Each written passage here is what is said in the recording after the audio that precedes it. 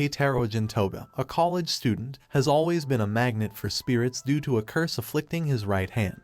He withdrew from the world for 2 years after a serious incident that left someone severely hurt. Now, he's returning to school with the encouragement of his lifelong friend, Aiko Hazuki. He's developed a strong aversion to the supernatural and is determined to lead an ordinary life. Aiko persuades him to take up tutoring, leading him to arrange an interview with an agency. During the interview, a nervous Keitaro is assigned to tutor Yaoi Hazuki. As he arrives at Aiko's place for the first meeting, he can't help but wonder if it's mere chance.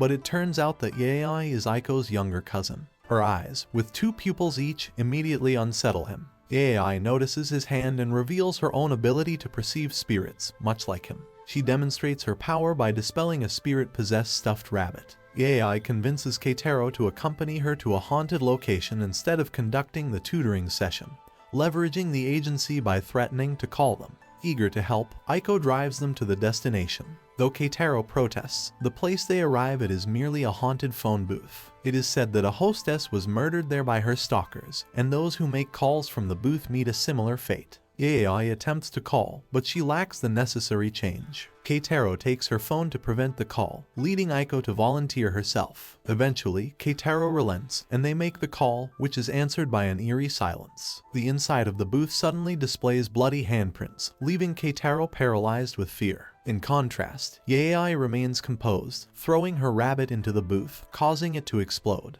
Upon returning, Keitaro scolds her for her actions, but Aiko intervenes and requests a discussion after the lesson. Aiko reveals the tragic backstory of Yaoi, whose parents died in a car accident a year and a half ago. A driver, possessed by a spirit, caused the accident while they were returning from an amusement park. Yaoi's perception of spirits merged with the real world after the accident. Determined to find the entity responsible for her mother's disappearance, she seeks Keitaro's assistance after he overhears her conversation with Aiko. The following day, Yaoi gives Keitaro a Jizo statue adorned with Aiko's underwear, claiming it's for his protection. They return to the haunted phone booth, where a spirit watches from within. In a sudden and startling turn of events, he finds himself forcefully pulled inside by his gloved hand, as the ground beneath him displays bloody footprints. The phone cord then coils around his neck menacingly. Yaoi takes swift action, using the Jizo statue to shatter the phone, rescuing him from the perilous situation.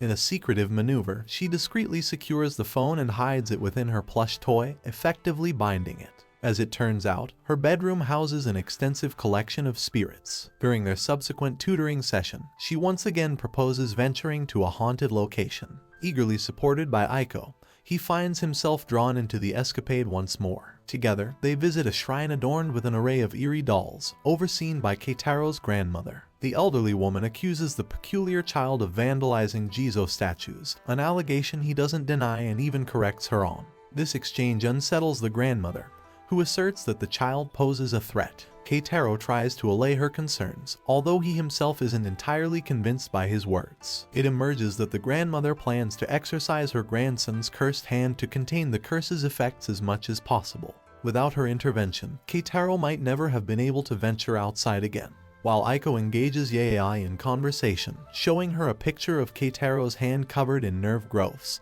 his grandma clips these nerves, attempting to quell the curse's influence. She tries to frighten the child with tales of memorial services held for cursed dolls, yet Yaoi remains unshaken and even requests to visit the basement where these dolls are stored. Subsequently, on his way back to the shrine, Keitaro stumbles upon a discarded stuffed animal. Yaoi notices his passage while he holds the doll in a daze. Concerned, she informs the grandmother that he's become possessed and arms herself with a sword to rescue him.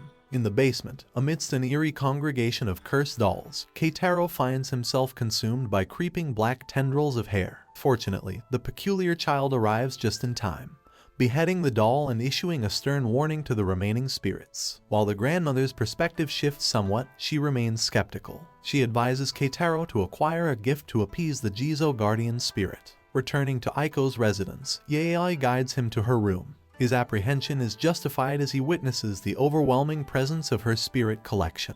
To assuage his unease, she explains that spirits adapt to the form they inhabit. She even employed his own trimmed nerves to bind the doll, a gesture aimed at soothing his nerves. Aiko unexpectedly startles him, revealing her obliviousness to the true nature of her cousin's plushie assortment. Keitaro checks on Aiko, who remains blissfully unaware, and reiterates that Yaoi moved in a year and a half ago. Out of nowhere, the peculiar child appears, attempting to trim Keitaro's nails and generating further bewilderment. Aiko and Yaoi privately converse, conspiring to whisk Keitaro away to another spooky location, leading to a hasty departure where Keitaro swiftly strides down the street. His frustration intensifies when their understanding of his aversion to the supernatural remains elusive. Yayoi surprises him by proposing to go without his involvement, although Aiko feels guilty about leaving him behind.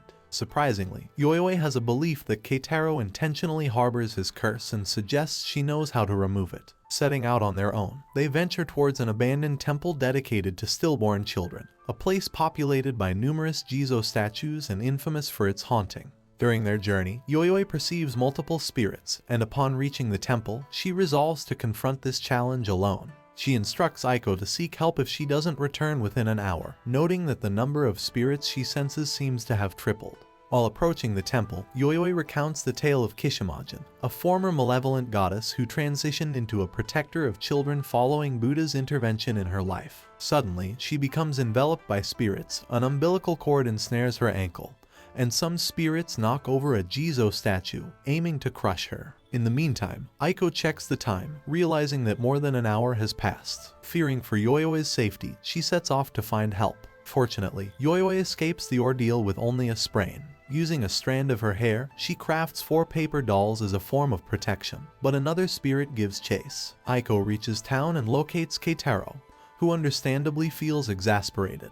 Yet, after understanding the purpose of Yayoi and Aiko's trip to the temple, he resolves to assist them. Yayoi continues to elude the goddess and her assembly of ghostly infants. Threatening to destroy the captured spirits with her paper dolls, she manages to deter their advance. Returning to the temple, she notices the spirits gradually receding. At that moment, Keitaro arrives, devising a plan to gather the spirits and divert their attention, enabling Yayoi to escape. Their plan succeeds, and the two make it back to the car before swiftly departing. Later, Yayoi vows to reveal the reason behind her need for Keitaro's nails if he agrees to return to her room. Once there, she divulges her method of using plushies akin to paper dolls. By placing a piece of the physical body, such as nails, hair, or blood, inside the plushies, they become proxies under her control. If one is attacked, the linked spirits endure comparable harm, a mechanism she employs to maintain control. She has applied this technique to her entire family to ensure their safety, which is why she seeks Keitaro's nails. Thus, her peculiar presentation of her collection was her unconventional way of expressing friendship. Yayoi then places a finger from the goddess statue on the floor, making it supplicate for a nail's protection against other spirits, an act that unnerves Keitaro. Yayoi unveils her ambition to create an army to confront the spirit responsible for her mother's disappearance. She discloses her intent to capture the goddess and deploy it against the spirit that cursed Keitaro. This revelation sparks a glimmer of hope within him that one day he might break the curse afflicting him and his enigmatic friend, Aiko. It's Aiko who stands by him, even though the gloves she wears inadvertently hint at her true nature. Thanks for watching. Please like and subscribe for more anime videos.